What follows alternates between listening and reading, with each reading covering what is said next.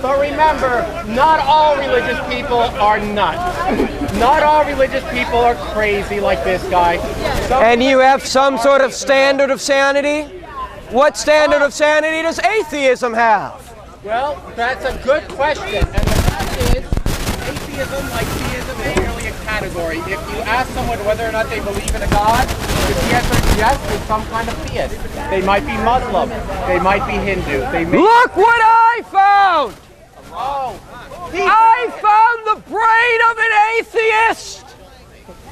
he found his soul! His soul is a stone! I found the brain of an atheist! That's like, that belongs to us now, buddy. I think you misplaced it! Thank you, I think you misplaced it!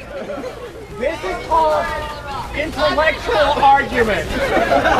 This is an intellectual argument. The Bible says, in the beginning God created the heavens and the earth.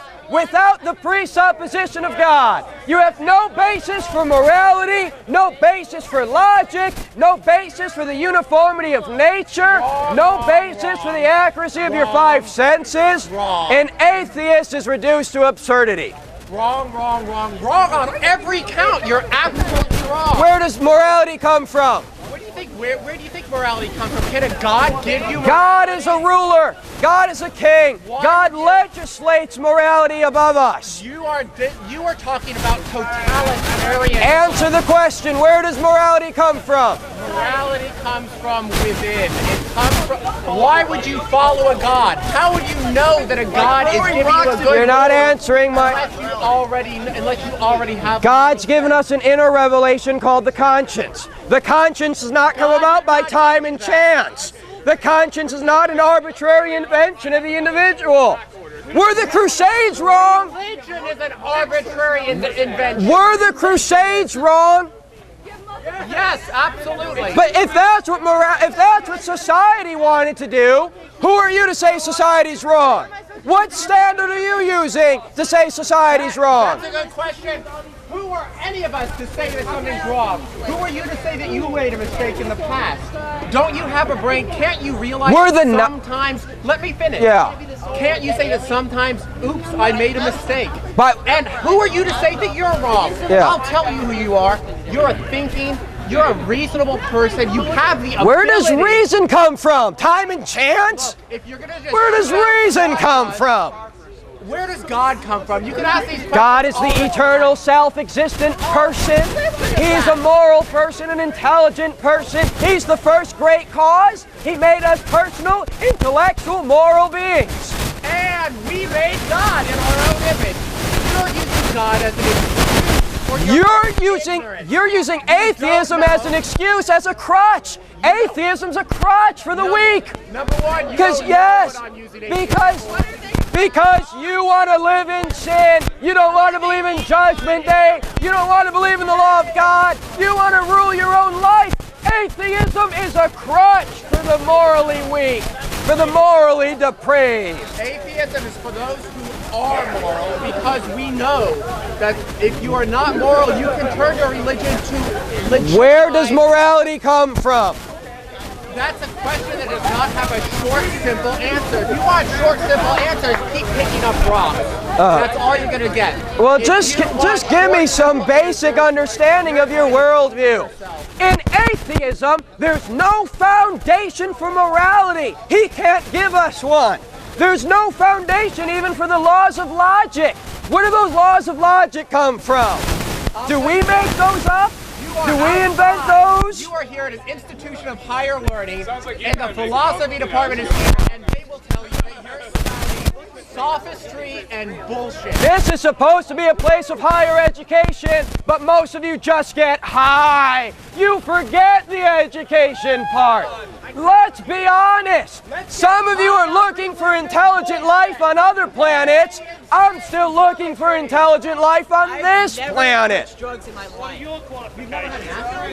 If there is a God, we have a basis for the laws of morality. We have a basis for the laws of logic. We have a basis for the uniformity of nature. How do you know your five senses are accurate? How do you know you're not spouting nonsense right now? You don't want to answer my questions. Don't be scared. Answer the question.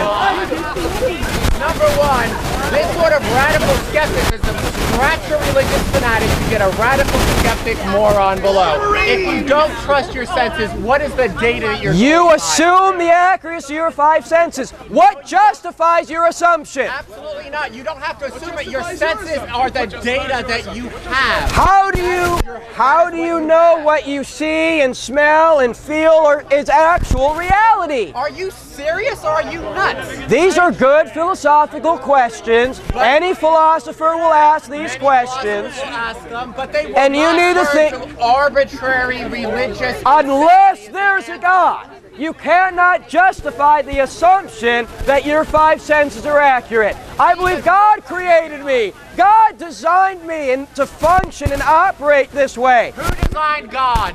He's the Don't eternal. Be afraid to answer the question. Who designed him? He's the eternal being. That's not an answer. Who designed him? He's never been designed. He never began. He's always been. How can you say he hasn't been designed? Are you saying that something as powerful and complex as an infinite God can exist without being designed?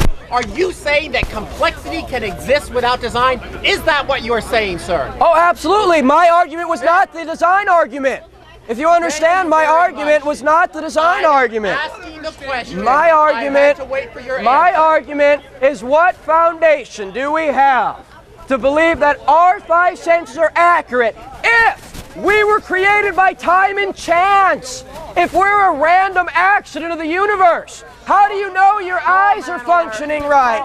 How do you know your 5 senses are perceiving reality? Goddamn George! Oh, I said God's name in vain. I'm sorry. He's gonna forgive me, not you. You don't tell me if I'm going to hell. He will. You're not the one who decided. The thing is, You ought to get worried about the judgment of God. You better get worried about the judgment of God. It's coming. The judgment of God is coming. This is the judgment of a small-minded, narrow-minded individual. I'm here to tell you the truth. How many of you? How many of you are involved in premarital sex? You are telling us your opinion, which is false. How many of you like to get wasted on the weekend? See, that's the reason that you reject the Bible. That's the reason you don't want to believe in Judgment Day and believe in the laws of God, because you're living unrighteous.